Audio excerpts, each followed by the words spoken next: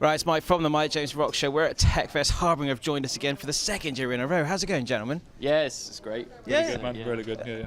Well, like I said, it's been a year since we last spoke with you guys. You've had quite a hectic year. You've had an album out. You've been playing all over the place. How's it all been going? Yeah, it's going quite well. The shows that we've been doing, it's people have turned up to. And That's helpful. Yeah, definitely. Yeah. Looking forward to the 2-week run that we got coming up at the end of August. Nice. Have you got anything to say? Yeah, it was like obviously with Loathe, like big band at the moment. Yeah, obviously definitely worth checking out. Killing it at the moment. Yeah, excited for that. Plenty of dates around. Yeah, we've got one in Guildford in a couple of weeks with Castle City. Should be good. They're playing here as well. Yeah. Good fellas. Yeah. It's cool. Well, your album came out as well recently, hasn't it? So yeah. How's that being received so far? It's only been out a couple of weeks, so I guess it's a bit early. Yeah, it's been quite overwhelming. Has it? In a good way. Oh, cool. The response has been incredible, and just people all over the world buying it and nice, stuff man. like that. So it's it's great to see. It's just the power of the internet, I guess, isn't it? Yeah. Where's the furthest? You've heard people listening to it then? Yes. Well, heard people.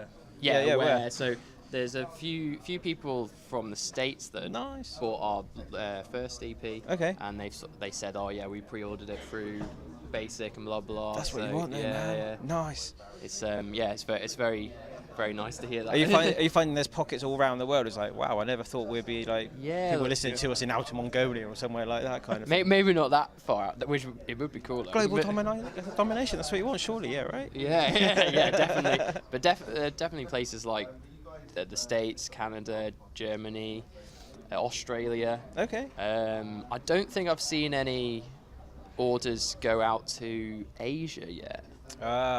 So after it's a new territory to go into. Next one. There you go. We'll get this interview out into Asia for you. Like, check this band out. Their album's awesome. How was the writing process? Because I think when we met this time last year, you were like, right, we're going to start doing something, and now it's obviously a year later. You've done something and got it out there. How was the whole process before the release?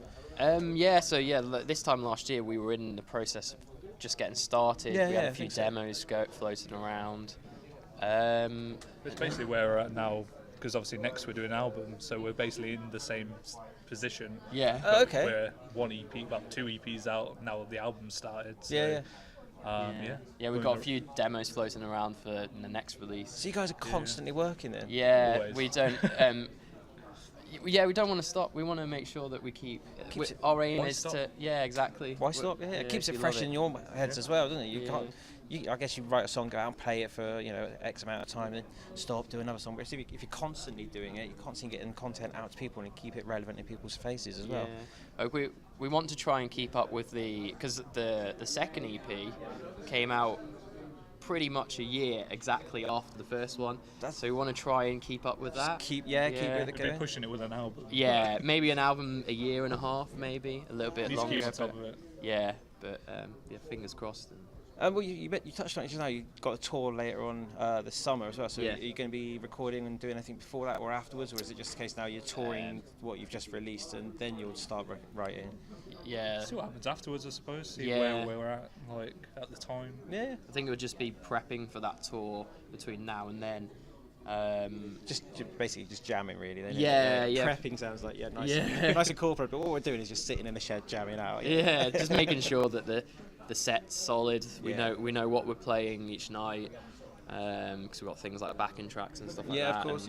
So just making sure that that's all good, and just a nice solid performance. Keep building and building. And I think after that 2-week run, we'd be ready to have a bit of to hide away a little bit, and then bored of each other as well. I guess after 2 weeks in advance, smelling each other's feet, shall we say? It's actually the longest tour that we would have done to date. Okay. Because we've only done small runs, like 4 or 5 dates, so this one's a big one for us. So it's interesting to see what it's going to be like. You can get on with each other in the studio and mini runs, but if you've got to spend 14 days cramped in a van, it's a different kettle of fish. It's a mental thing as well as a physical thing you've got to get over, I guess. But if you're all tight anyway, it's not a problem, is it? Yeah. So I think there's always in bands. There's always that little it's just like being in a family. We've always got those little things that little quarrels and squabbles, every now and again, or somebody's just in a bit of a mood one day, Just happens, but it's it's not nothing big. It's usually down to someone's smelly socks or arse. Probably. Yeah. We'll leave it on the smelly arse, I think. Thank you very much for catching up with us. Hopefully we'll see you here again next year. Maybe, you never know. Hopefully. Yeah, hopefully. Thanks very much. Cool. Cheers.